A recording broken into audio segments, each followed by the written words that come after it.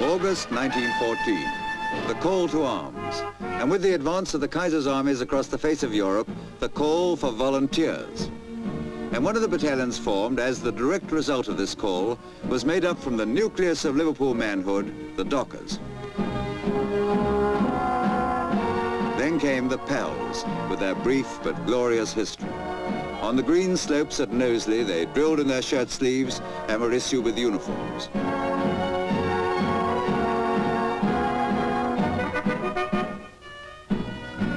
It was Kitchener's grim poster, "Your country needs you," which reached the heart of every man.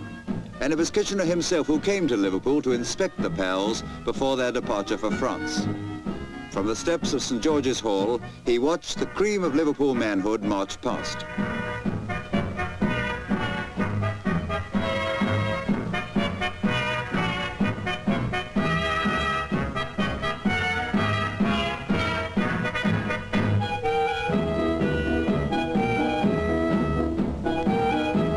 Sights like these were all too many in those unhappy years. Many of these men had said goodbye to their loved ones for the last time. But on the home front, there were other grim reminders of war, and even Liverpool Bay was not free of the U-boat menace. Meanwhile, the women of the city were keeping the home fires burning in every sense. Although they found time for comparatively pleasant work like looking after the children of the men serving abroad, they also made munitions, swept the streets, and generally did jobs that would have horrified them a few years before.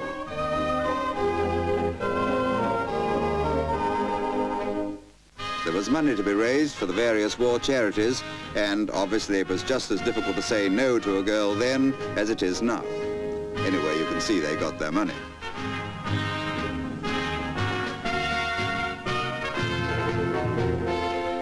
For even more adventurous women, there were the nursing and ambulance services.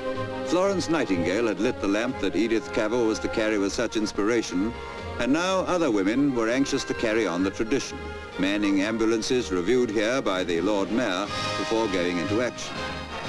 Liverpool had been pioneers before in nursing. In 1859, it had created the first district nurse, and it had also brought into being the first provincial nursing school and the first provincial children's hospital. As the fighting grew fiercer, the United States entered the war. The first contingent was led ashore by General Pershing in Liverpool from the old Baltic on June the 8th, 1917. All the time, the men overseas were rising to new heights of bravery. Men like the Liverpool docker, Private Redcliffe, who returned to his old school, a proud holder of the Victoria Cross for outstanding valor. Of the men who returned, many wore the scars of battle, and so, for that matter, did some of the ships.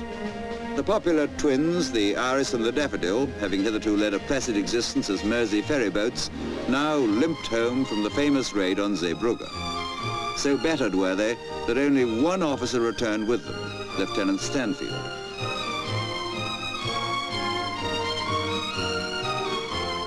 Only one surviving officer. But in all theatres of war, the losses had been heavy. At last it was over, and after the jubilation of Armistice Night, the people of Liverpool remembered their dead and built a cenotaph to their memory. The unveiling ceremony was performed by the late Earl of Derby before countless thousands who had gathered in the shadow of St. George's Hall.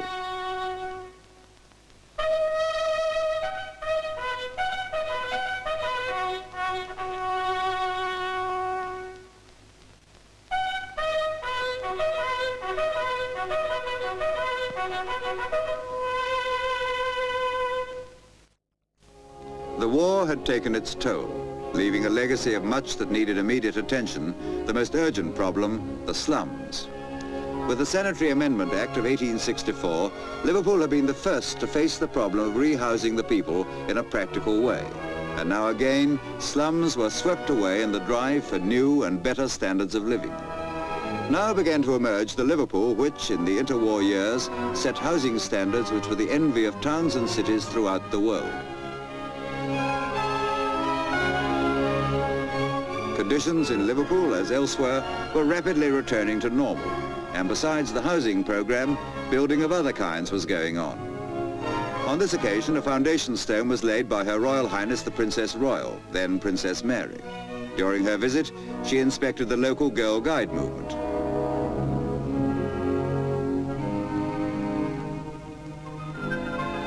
About the same time, the Lord Mayor attended a competition organised by the Royal Society for the Prevention of Cruelty to Animals, which, appropriately enough, had its beginnings in Liverpool, being formed in 1809 as the Liverpool Society for the Prevention of Wanton Cruelty to Animals.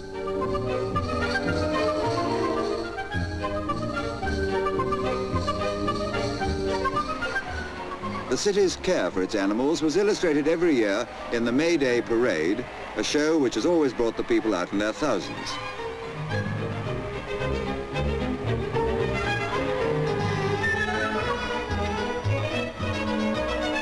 That was an annual event, but Liverpool has a proud record for new ideas. Here's one that surprisingly didn't catch on: the postal service on city trams.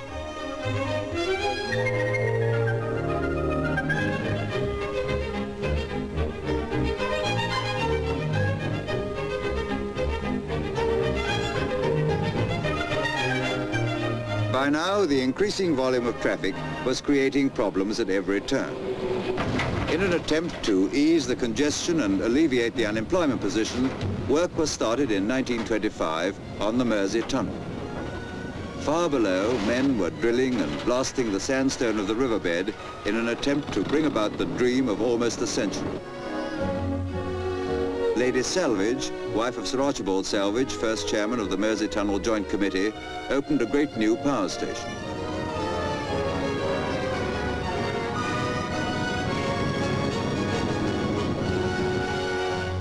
At Edge Lane, the foundation stone of the world's largest tramway depot was laid. This was a building which was subsequently to change its role from the servicing of tramcars to the maintenance of buses as the corporation changed from one to the other.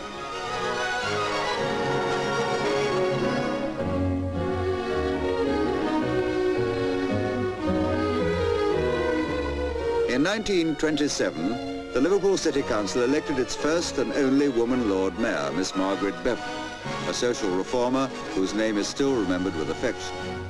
One of the events of her year was to welcome King Amanullah of Afghanistan, who stayed here for a time and then finally left after seeing the Grand National. Let's hope he enjoyed his visit, for he lost his throne as soon as he got back home.